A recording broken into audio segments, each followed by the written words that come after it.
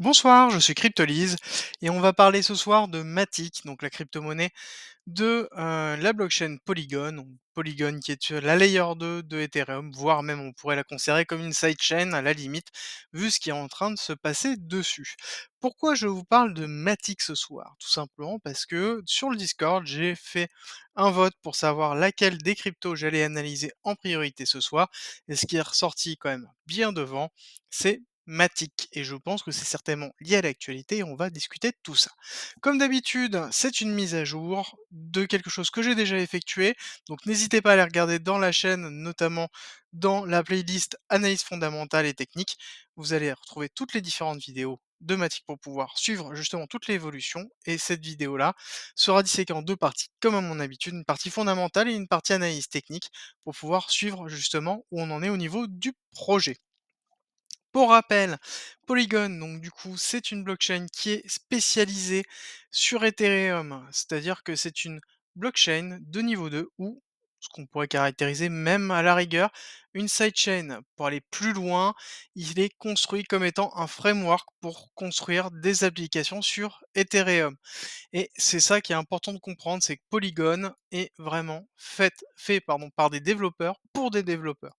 Et donc ça fait qu'à l'heure actuelle, pour pouvoir développer une application sur Ethereum, il est plus intéressant de développer sur Polygon parce qu'on va avoir des faibles coûts de fees, une rapidité d'exécution, et à côté, on utilise les mêmes choses pour développer. Donc on se retrouve vraiment dans une schématique qui est parfaite par rapport à l'état actuel.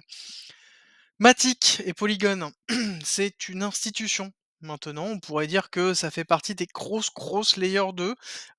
C'est en train de devenir vraiment, très, très gros, notamment sur l'année 2021, étant donné qu'ils ont fait des gros achats comme, la société Mir Protocol, avec la grosse équipe de Mir Protocol, sur lequel ils sont en train de travailler sur la notion du ZK Rollup. ZK Rollup, c'est le Zero Knowledge Rollup.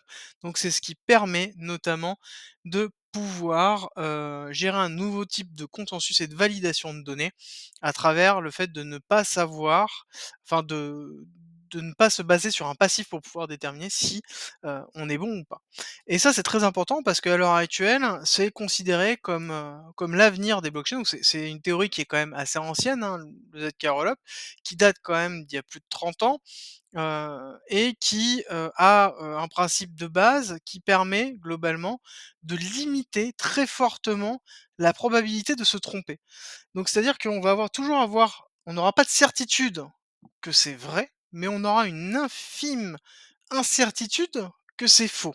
Et ça, c'est important de le comprendre, c'est que globalement le principe du ZK Rollup, c'est que lorsqu'on va valider une transaction, on va pas être sûr et certain que cette transaction est bonne, mais on aura un taux tellement faible d'incertitude qu'on considérera qu'on sera certain. Et donc, ça permet, cette marge d'erreur, parce que ça reste quand même une marge d'erreur dedans, mais globalement, le fait d'accepter cette marge d'erreur qui est infiniment petite et qui le sera, proportionnellement de l'effort qui sera donné pour le valider, ça permet principalement de ne pas avoir besoin de montrer que l'on sait. C'est-à-dire le zero knowledge, ça sous-entend que je suis capable de déterminer si vous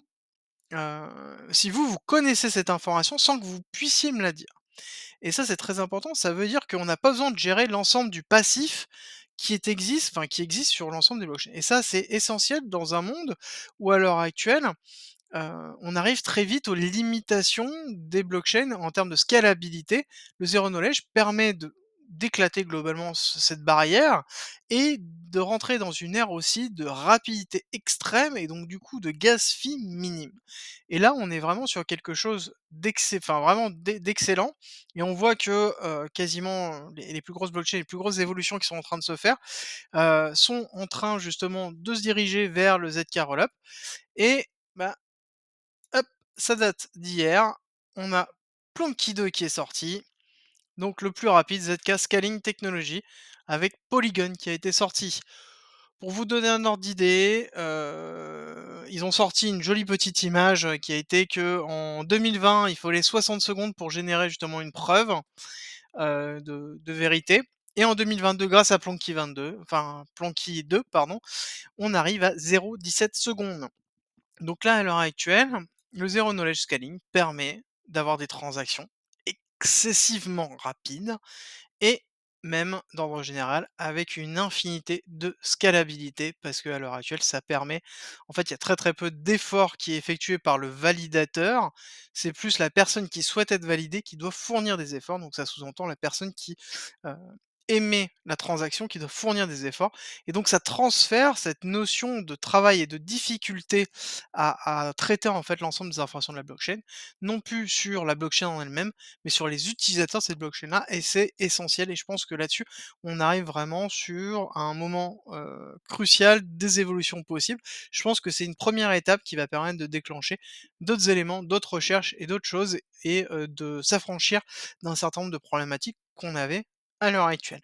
En tout cas, ça me fait plaisir de voir que Polygon se lance là-dessus. Je vous avais parlé la dernière fois que ça, c'était une news excessivement important et que ça annonçait que du bon par rapport à ça, et à savoir que ça annonce aussi que du bon pour Ethereum, étant donné que si Polygon décolle, Ethereum s'arrachera aussi.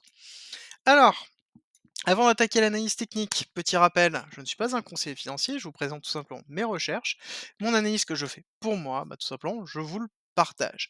Si vous voulez d'ailleurs, en parlant de partage, nous rejoindre sur le Discord, il est ouvert, il sera en description de cette vidéo, en description de ma chaîne, et je fais des communications sur Twitter avec.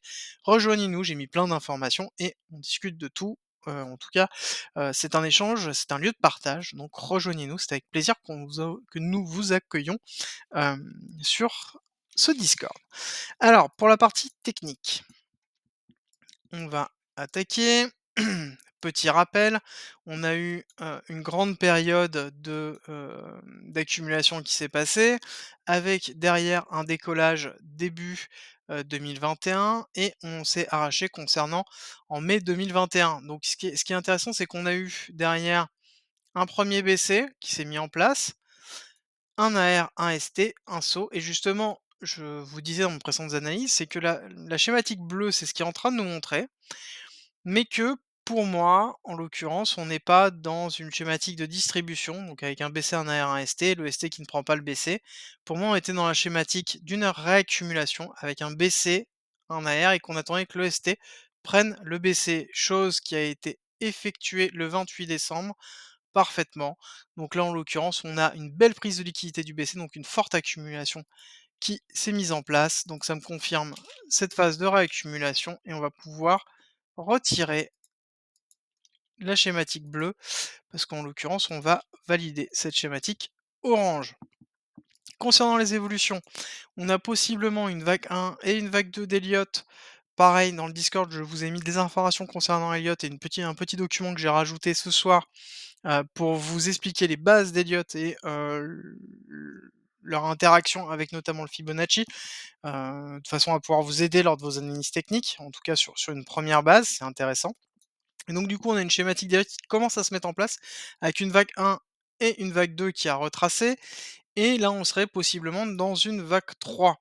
Cette vague 3, dans tous les cas, va se disséquer en sous-vague, hein, c'est le principe d'Elliott. Donc on aurait une vague 1, une vague 2, une vague 3, une vague 4 et une vague 5.